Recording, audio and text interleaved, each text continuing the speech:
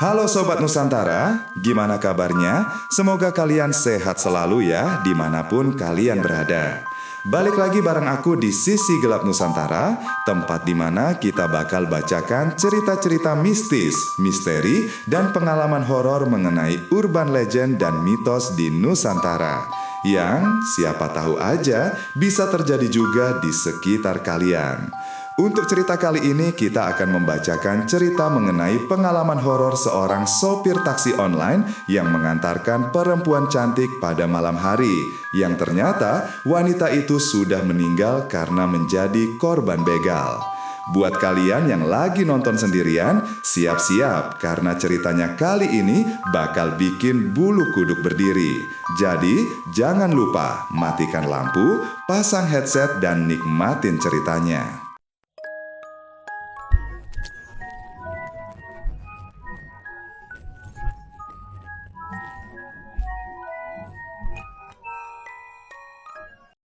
Malam itu, entah kenapa, Bandung terasa berbeda. Bukan sekadar sepi, tapi sepi yang berat. Seperti udara sedang menahan sesuatu yang tidak ingin dilepas. Jam digital di mobilku menunjukkan 00.42, waktu yang biasanya jadi batas terakhir aku beroperasi. Tubuhku sudah pegal, kelopak mata panas, dan aku tinggal menekan tombol offline sebelum pulang. Tapi saat jariku baru menyentuh layar, ting, notifikasi order muncul. Cahaya dari layar ponsel menampar retina mataku. Nama penumpang, Nadia. Aku menatap foto profilnya lama. Perempuan cantik dengan senyum kecil yang lembut, mata bulat dan wajah bersih. Foto yang tampak terlalu tenang untuk muncul di waktu kegenting ini. Tarifnya besar. Lebih besar dari biasanya untuk jarak yang tidak terlalu jauh. Aku sempat berpikir ini rezeki terakhir sebelum pulang. Tapi titik penjemputannya membuat jantungku berhenti sepersekian detik. Gang Ciwaruga Timur. Tempat itu sering disebut sopir-sopir lain saat nongkrong. Gang gelap, rawan begal. Banyak sopir tiba-tiba cancel karena merasa tidak enak. Aku menggenggam setir lebih erat. Ada rasa ingin menolak, tapi ada juga rasa seperti ditarik sesuatu yang tidak terlihat. Tatapanku kembali pada foto Nadia. Wajahnya seperti sedang menantikan seseorang, dan entah kenapa aku merasa dipanggil. Tanpa sadar, jempolku bergerak sendiri. Order diterima. Dadaku tiba-tiba berat, seolah aku baru saja mengambil keputusan yang akan mengubah malamku selamanya. Perjalananku menuju lokasi penjemputan terasa panjang padahal jaraknya dekat. Semakin mendekat, semakin sedikit cahaya dari rumah-rumah. Semakin senyap suara kendaraan lain. Saat masuk ke gang itu, aku langsung merasa seperti menuruni suhu beberapa derajat. Mobil seperti memasuki lorong tanpa akhir.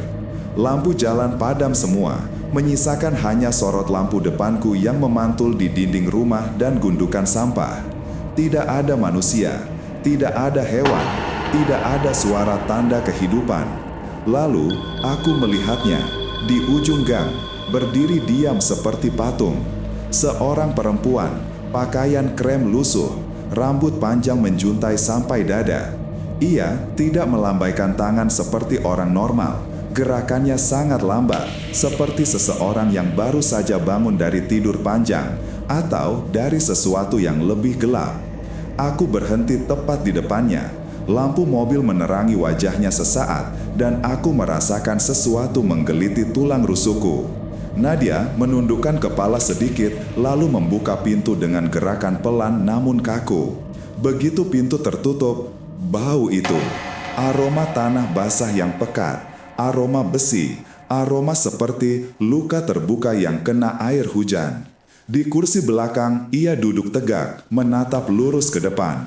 Tanpa suara, tanpa gerakan. Nadia, ya, tanyaku, melirik lewat kaca spion. Dia tidak menoleh, tidak berbicara, hanya anggukan kecil yang terlalu lambat, seperti animasi yang patah-patah. Kupikir dia lelah, atau mabuk, atau mungkin punya keadaan tertentu. Tapi ada sesuatu yang membuat bulu kuduku berdiri dari cara ia tidak menatapku sama sekali, meski aku jelas memanggil namanya. Aku mulai mengemudi. Ban berderit pelan saat keluar dari gang, tapi setiap suara kecil terdengar lebih nyaring dari biasanya. Kabin terasa sempit, dingin seperti AC di setel maksimum, padahal tidak. Dada terasa sesak, seolah udara tidak cukup. Sesekali aku melirik kaca spion tengah. Awalnya hanya ingin memeriksa apakah dia nyaman, tapi lama-lama aku merasa dia yang memperhatikan aku. Ternyata tidak. Nadia duduk dengan punggung sangat tegak, kepala condong sedikit ke kanan, seperti tulang lehernya kaku. Yang membuatku terpaku bukan itu, melainkan senyumnya. Senyum tipis yang tidak bergerak, tidak berubah sejak ia masuk mobil, tidak pecah ketika Atu bertanya, tidak pudar, tidak hidup, tidak hidup. Senyum yang terasa salah, senyum yang seharusnya tidak ada di wajah seseorang yang hidup. Aku mencoba mengusir pikiran buruk. Mbak, pulang kerja ya? Hening. Aku merasakan bulu-bulu halus berdiri di lengan. Matanya menatap lurus, tidak berkedip lama, seperti mata boneka yang dipasang terlalu rapat ke tengkorak. Aku berdaham. Mbak, Nadia, kalau kedinginan, AC bisa dimatiin? Masih diam. Lalu, tiba-tiba, perlahan, wajahnya bergerak sedikit, mencondong ke spion. Dan aku melihat sesuatu. Matanya tidak memantulkan cahaya lampu sama sekali, seperti rongga gelap, seperti kaca mati. Senyumnya masih terpaku. Dan untuk pertama kalinya malam itu, aku merasa aku tidak sedang bersama manusia yang seharusnya ada di kursi belakang. Sejak malam itu, wajah perempuan bernama Alia tak pernah keluar dari pikiranku. Setiap kali aku membuka aplikasi, menatap peta yang berpendar, aku seperti melihat siluet tubuhnya duduk di bangku belakang. Bahkan saat mobil masih terparkir di garasi rumah, tanpa penumpang, aku merasakan kursi belakang seperti sedikit menurun, seolah ada yang sedang duduk di sana. Malam ini, aku nekat kembali nyetir. Ada bagian dari diriku yang ingin memastikan semuanya cuma halusinasi akibat begadang. Tapi, sejak awal, rasanya tidak wajar. Di kaca tengah, aku melihat sesuatu. Bangku belakang, gelap, tapi ada bayangan samar. Bukan bayangan dari lampu jalan, tapi seperti bentuk seseorang sedang menatap ke depan. Aku membalik badan. Kosong. Tidak ada siapa-siapa. Tapi, saat aku kembali melihat kaca, bayangan itu bergerak, mencondongkan kepala sedikit ke kanan, seolah ingin memastikan aku memperhatikannya. Aku mulai panik. Kuturunkan kaca tengah. Aku tidak mau ada cermin apapun yang memperlihatkan hal-hal semacam itu. Aku butuh udara, butuh suara radio, apapun. Radio ku pencet, suara statis keras tiba-tiba meledak.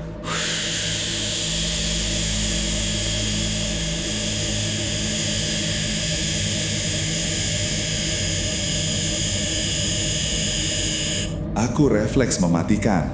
Dan di momen itu, dalam hening mobilku yang sangat menekan dada, aku mendengar suara dari belakang. Pelan, jelas, dingin. Kang, pelan ya. Itu suara Alia. Aku tidak salah dengar. Suara itu sama persis seperti malam aku mengantarnya ke rumah. Nada yang tenang, tapi kali ini ada sesuatu yang kosong di baliknya. Aku langsung menoleh ke belakang. Kosong, tetap kosong. Tapi, suara napas lain terasa memenuhi kabin mobil. Jantungku tak mau stabil. Aku menyalakan mesin tanpa berpikir panjang. Aku harus keluar dari perumahan. Aku harus berada di tempat yang terang. Namun, bahkan ketika mobil mulai melaju, aku masih bisa merasakan kursi belakang bergerak pelan, seperti seseorang sedang menggeser posisi duduk. Dan yang paling membuat bulu kuduku meremang adalah tercium aroma familiar, aroma soft perfume floral yang sama seperti ketika Alia masuk ke mobilku malam kejadian itu, aroma perempuan yang sudah meninggal berminggu-minggu lalu.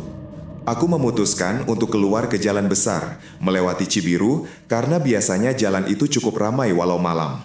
Setidaknya, pikirku, aku bisa merasa ada dunia nyata di sekitar mobilku, bukan hanya kegelapan pekat dan suara-suara dari bangku belakang. Tapi, entah kenapa, Peta di aplikasi menunjukkan rute aneh. Biasanya kalau ke arah Cibiru dari rumahku, jalannya lurus dan menurun sedikit. Tapi malam ini, aplikasi malah menunjukkan rute menanjak, seperti menembus perbukitan yang tidak familiar. Ah, ini salah, gumamku. Kututup aplikasi. Kubuka ulang. Rutenya tetap menanjak, sunyi. Yang lebih aneh, di layar peta ada titik kecil berwarna putih yang terus mengikuti mobilku. Titik itu tidak punya nama, tidak punya ikon penumpang atau driver, hanya menempel, tidak pernah bergerak menjauh. Seperti menunjukkan ada sesuatu di mobilku. Kurasa tenggorokanku mengering. Tapi aku tetap gas, berharap jalan normal kembali setelah beberapa tikungan. Namun yang terjadi justru sebaliknya. Jalan yang kutempuh semakin sempit, kedua sisi dipenuhi pepohonan gelap yang tak terlihat batangnya. Lampu mobilku seperti tidak mampu menembus jauh ke depan. Asap dingin seperti merambat di permukaan aspal. Di radio yang mati, terdengar statis lemah, bukan suara, tapi seperti bisikan banyak orang tumpang tindih. Kau di mana? Kenapa kau biarkan aku? Tolong hentikan, kembalikan aku. Aku panik. Aku tepuk dashboard. Berhenti, jangan nyalain suara apapun. Tapi bisikan itu tidak dari radio. Bisikan itu berasal dari belakang leherku. Seperti seseorang menunduk dari bangku belakang, mulutnya hampir menyentuh kulitku. Aku hampir tak bisa bernafas. Dan ketika aku menoleh sedikit lewat sudut mata, aku melihat ujung rambut panjang hitam menjuntai dari bangku belakang ke arah kursi depanku. Aku menginjak rem keras, mobil berhenti mendadak. Napasku kacau, aku mencoba memaksa melihat ke belakang. Kosong, tapi rambut itu masih terasa, seperti dinginnya menempel di pipiku. Aku membanting pintu dan keluar, berdiri di pinggir jalan. Dan disinilah aku sadar, aku tidak tahu aku sedang ada di mana. Jalan yang menanjak ini tidak pernah ada di daerah rumahku. Dan hutan gelap ini bukan bagian dari kota Bandung yang kukenal. Namun mobilku tetap menyala sendiri di tengah jalan. Lampu kabin berkedip dan pintu belakang terbuka pelan, seperti ada yang mengundangku melihat isi mobil. Kutatap mobilku dari luar. Lampu hazard menyala berkedip, memantulkan warna jingga ke batang pepohonan gelap. Entah kenapa, mobil itu tampak seperti tempat saksi bisu yang menyimpan sesuatu yang jauh lebih mengerikan daripada yang aku bayangkan. Pintu belakang terbuka sedikit, hanya beberapa sentimeter, cukup untuk membuat kegelapan di dalam mobil terlihat seperti mulut raksasa yang siap menelan. Aku ingin kabur, ingin lari menembus hutan dan mencari rumah warga, tapi kakiku tak mau bergerak. Ada sesuatu yang memaksaku memandang mobil itu. Sampai akhirnya, aku mendengar suara itu lagi. Bukan dari belakangku, bukan dari jauh, tapi dari dalam mobil, tepat dari bangku belakang. Suara perempuan, lembut, lemah, bergetar, tapi jelas. Kang, tahu nggak, sebenarnya aku belum sampai rumah malam itu. Aku membeku. Dadaku terasa seolah dicekik. Suara itu melanjutkan. Aku diturunkan di pertigaan, bukan di depan gerbang rumah. Aku diseret motor. Aku minta tolong, tapi nggak ada yang berhenti. Yang terakhir aku lihat cuma lampu mobil. Nadanya berubah menjadi lirih seperti menahan tangis yang tidak keluar sebagai air mata, melainkan sebagai desakan marah. Kang, itu mobil Kang kan? Tubuhku lemas. Aku pernah lewat jalan itu malam kejadian? Ya, aku ingat. Aku memang melintas tak lama setelah menurunkannya. Tapi aku melihat kerumunan kecil di gelap. Aku tak berhenti, karena kupikir itu hanya ribut-ribut anak muda. Aku tidak tahu, tidak mau tahu, atau mungkin aku pura-pura tidak tahu. Tiba-tiba pintu belakang bergerak sendiri. Klik, terbuka lebih lebar. Dan suara itu terdengar dari dalam mobil. Kali ini lebih dekat, lebih jelas, lebih menusuk. Ayo Kang, lihat aku. Dalam gelap mobilku, ada gerakan lembut di bangku belakang. Seperti seseorang sedang duduk. lalu perlahan menunduk ke depan. Aku berdiri terpaku di jalan gelap itu.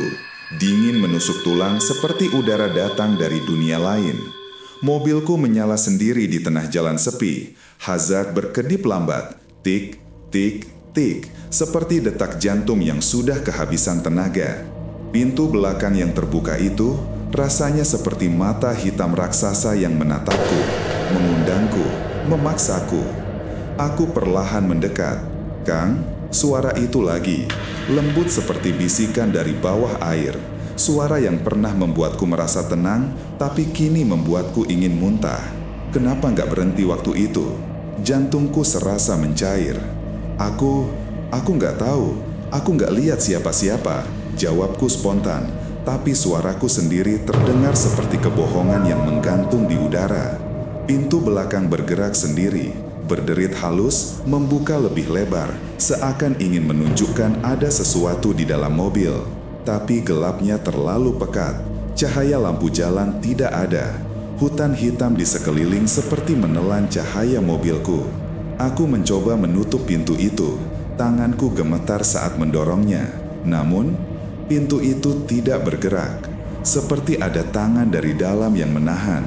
Kupaksa lebih kuat, pintu bergeming. Dan dari celah pintu yang hanya beberapa sentimeter itu, ada hembusan napas dingin tepat di punggung tanganku. Bukan angin, napas dari seseorang atau sebuah jasad yang tidak seharusnya masih punya napas. Aku spontan mundur beberapa langkah, napasku memburu. Dan untuk pertama kalinya malam itu, aku merasakan bukan saja takut, tapi rasa bersalah seperti pisau yang diseret perlahan ke dalam dadaku. Lampu kabin mobil berkedip, sekali, dua kali, kemudian menyala penuh. Dan di bangku belakang, aku melihat bayangan samar tubuh seseorang duduk diam, rambut panjang menutupi wajahnya. Bahunya sedikit turun, seperti seseorang yang kehabisan harapan. Aku tahu siapa itu. Tuhan, aku tahu. Aku hampir tidak bisa merasakan kakiku. Dunia di sekitarku menciut menjadi tiga hal. Mobilku, jalan yang tidak pernah ada di peta, dan perempuan itu. Alia, panggilku tanpa sadar. Seharusnya aku tidak memanggil namanya. Seharusnya aku diam. Tapi bibirku bergerak sendiri, seperti ada yang memaksa. Saat namanya keluar dari mulutku, bayangan di bangku belakang bergerak. Pelan, kepalanya terangkat sedikit. Rambut panjang hitam itu bergeser, menyingkap sebagian wajahnya. Dan Tuhan, kulit pucat itu bukan kulit manusia hidup. Warnanya kelabu kebiruan, seperti tubuh yang sudah berminggu-minggu terendam. Aku mundur refleks, menabrak pintu mobil bagian depan. Lututku gemetar, suaraku tercekat. Alia, apa maunya? Hening yang menekan dada sampai rasanya seperti ada batu besar di atasnya. Lalu, ia bicara. Suara yang dulu lembut berubah, serak, tersayat. Tapi bukan suara hantu berteriak seperti di film. Justru lebih mengerikan karena ternyata masih terdengar manusia. Aku mau pulang, Kang. Aku menelan ludah. Tapi kamu sudah belum sempat aku selesai. Pintu belakang menutup sendiri dengan keras. Blak! Mobilku berguncang kecil. Lampu kabin mati. Interior mobil kembali gelap total. Aku terpaku, telapak tanganku dingin seperti es. Beberapa detik kemudian, kunci pintu mobil berbunyi. Klik, klik, klik. Semua pintu mengunci sendiri. Alia, jangan lakukan ini, ucapku.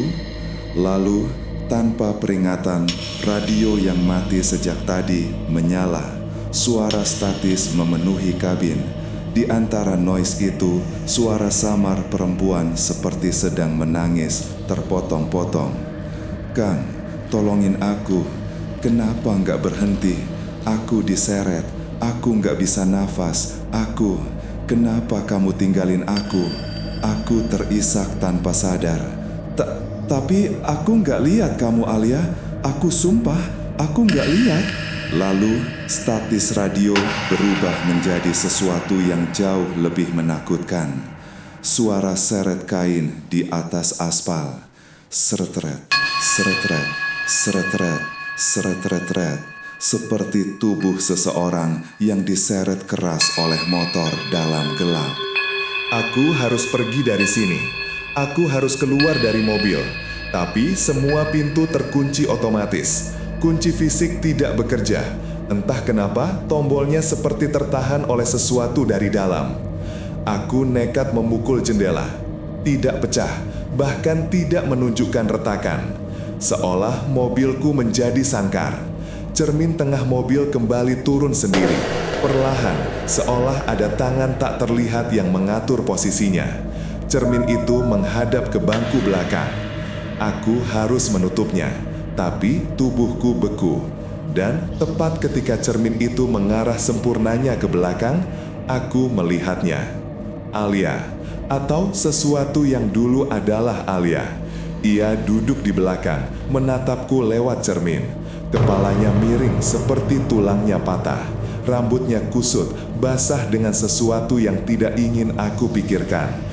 Pipinya robek sedikit, seperti terseret kasar di permukaan jalan. Dan matanya, Tuhan, matanya menatapku penuh kekecewaan, tanpa kelopak, tanpa berkedip. Mata seseorang yang kehilangan nyawa bukan karena waktu, tapi karena ketakutan dan rasa sakit yang panjang. Aku tidak bisa bernapas. Cermin itu berembun, seolah ada napas dingin dari belakang yang mengaburkannya.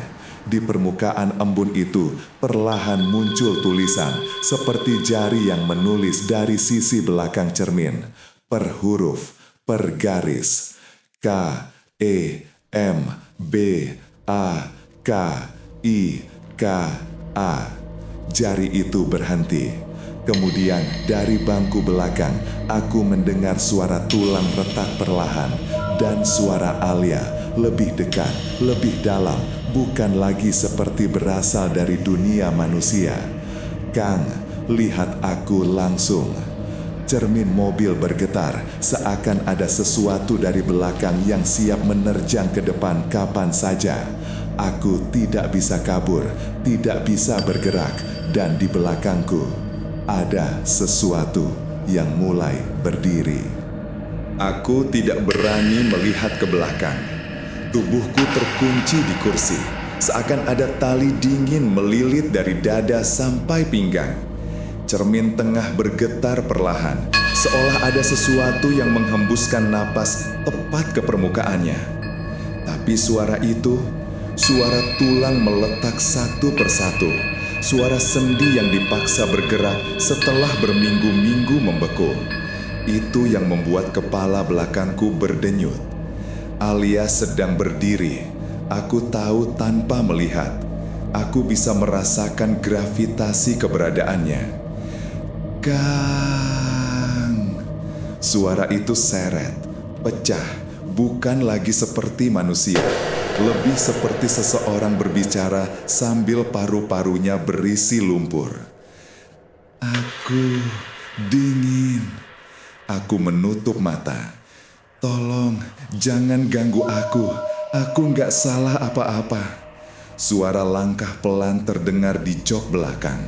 Bukan langkah biasa, lebih seperti gesekan daging basah di kulit jok sintetis. Gesrek, gesrek, gesrek. Setiap bunyi membuatku ingin merobek telinga sendiri. Kenapa waktu itu kamu gak berhenti? Aku bergetar. Aku gak lihat kamu. Aku teriak tanpa sadar. Mobil langsung bergetar keras, seperti ada yang menendang bagasi dari dalam.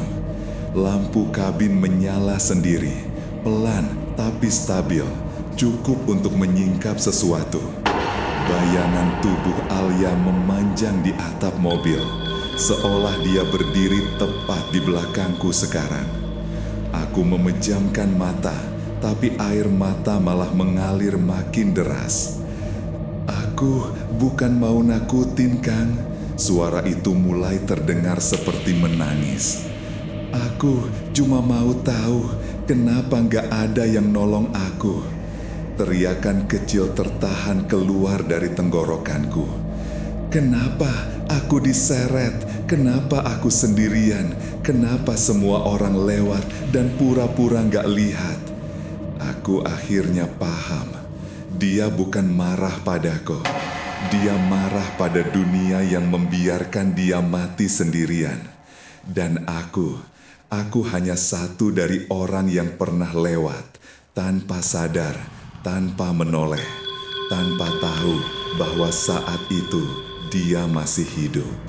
Tiba-tiba, pintu mobil yang terkunci tadi terbuka semua dalam satu waktu.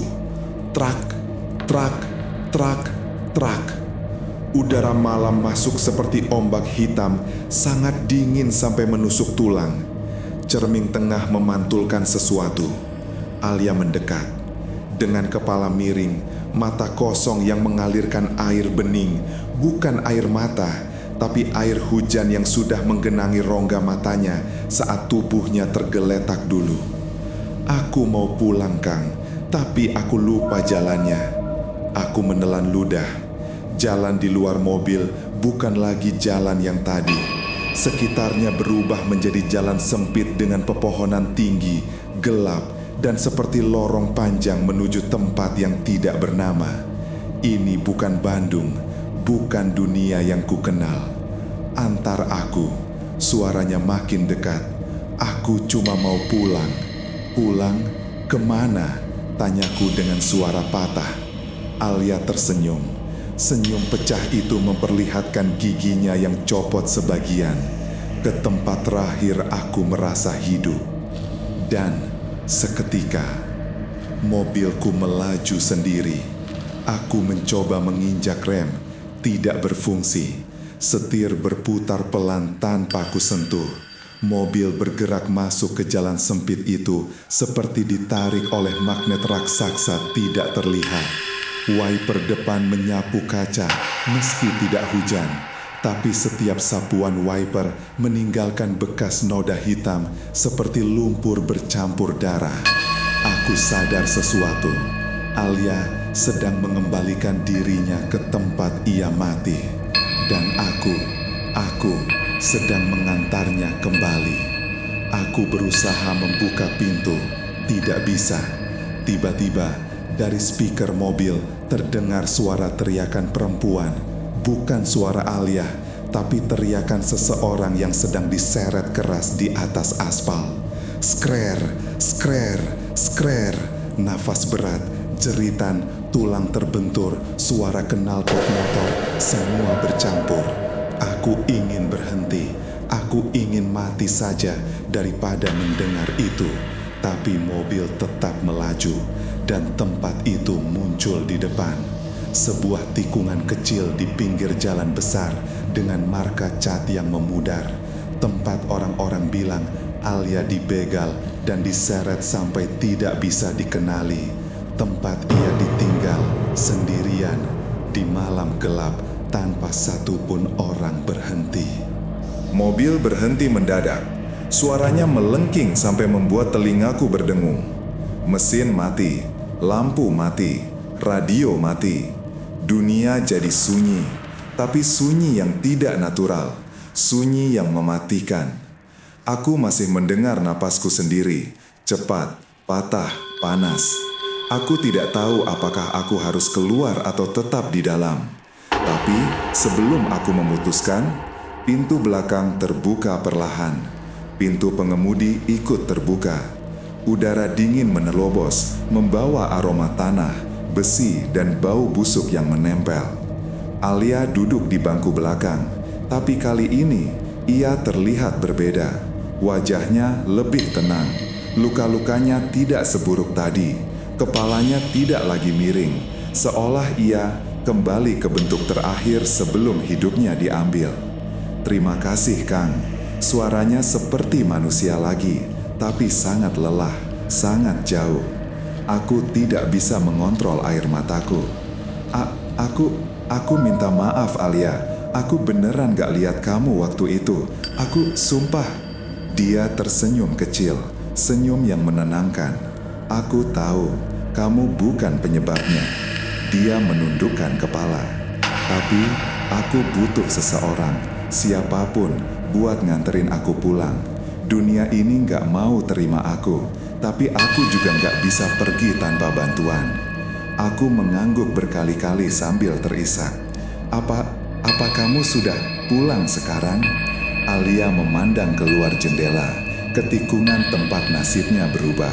Sudah. Ia menutup mata, dan dalam sekejap, tubuhnya menghilang. Tidak meledak, tidak menguap, tidak ada efek dramatis. Ia hanya memudar, perlahan, seperti kabut yang diterpa matahari pagi. Dalam hitungan detik, bangku belakang kosong sepenuhnya. Tidak ada jejak keberadaannya. Tidak ada noda, tidak ada bau, tidak ada tanda ia pernah duduk di sana. Hanya ada satu hal. Di kaca belakang mobilku ada tulisan samar dari embun dingin. Tulisan terakhir darinya, "Makasih, Kang." Aku terisak panjang. Dan tepat saat aku menyeka air mata, di jalan besar, aku melihat rombongan motor lewat. Anak-anak muda, tertawa keras, suara knalpot berisik. Mereka melewati tikungan itu tanpa memperhatikan sekeliling. Tempat Alia mati sudah jadi sekadar lekukan jalan bagi dunia. Tapi bagiku, itu tempat di mana aku mengantarkan seseorang, bukan ke rumah, tapi ke ketenangan yang dunia tidak pernah beri padanya. Aku menutup pintu mobil, menghidupkan mesin dengan tangan gemetar. Dan sejak malam itu, aku tidak pernah menerima order lagi jika titik penjemputannya berada di tempat gelap. Bukan karena takut hantu, tapi karena sesuatu yang jauh lebih menakutkan. Takut aku akan mendengar lagi suara itu. "Kang, boleh minta tolong?" Selesai. Terima kasih banget buat kalian yang udah nonton sampai akhir. Kalau kalian suka dengan cerita-cerita horor urban legend dan mitos kayak gini, jangan lupa untuk subscribe channel ini, biar kita bisa terus sama-sama berbagi kisah mistis tiap minggunya. Jangan lupa juga buat like videonya, tulis komentar tentang pendapat kalian, dan share ke teman-teman kalian, biar mereka juga bisa ngerasain ketegangan yang sama. Dan yang paling penting, aktifkan juga lonceng notifikasinya, supaya kalian gak ketinggalan cerita-cerita horor terbaru dari aku. Oke teman-teman, sampai jumpa di cerita horor berikutnya. Di mana cahaya padam, disitulah kisah dimulai.